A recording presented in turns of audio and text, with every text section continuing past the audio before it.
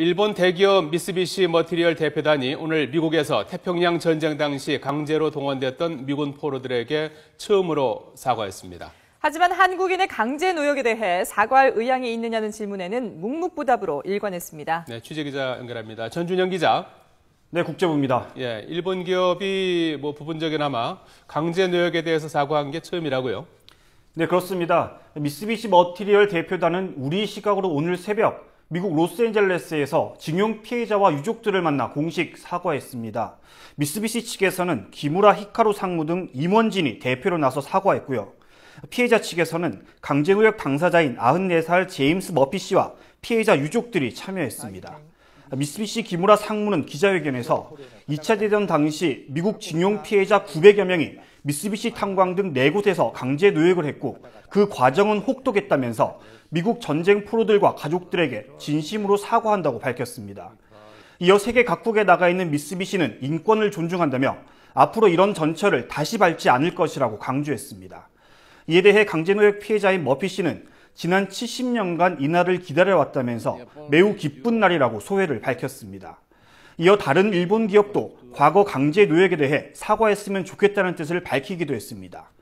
미쓰비시 측은 기자회견을 통해 사과 사실을 공식 발표했지만 기자회견에 앞서 피해자에게 직접 사과하는 장면은 공개하지 않았습니다.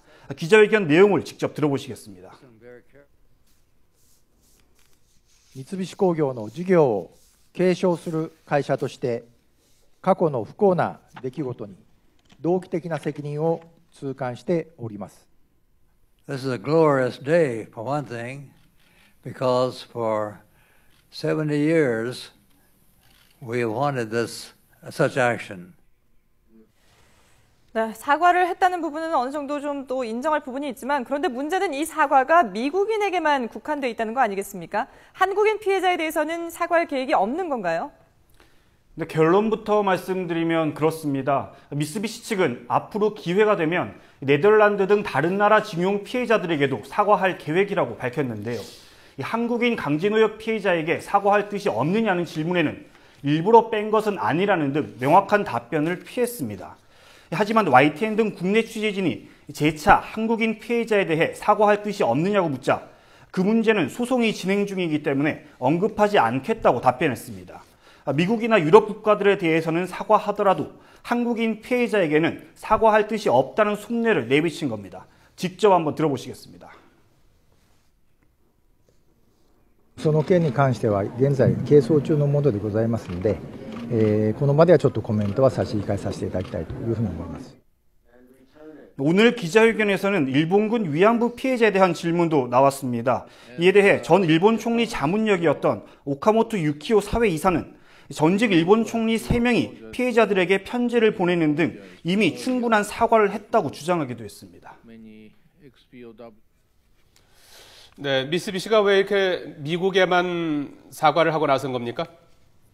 일단 주미 일본 대사관 측은 이번 사과가 미쓰비시사의 결단이고 일본 정부는 관여하지 않았다고 주장을 했습니다. 하지만 다음 달 아베 신조 일본 총리가 발표할 종전 70주년 담화 발표를 앞두고 우호적 분위기를 조성하기 위한 포석이라는 분석이 많습니다.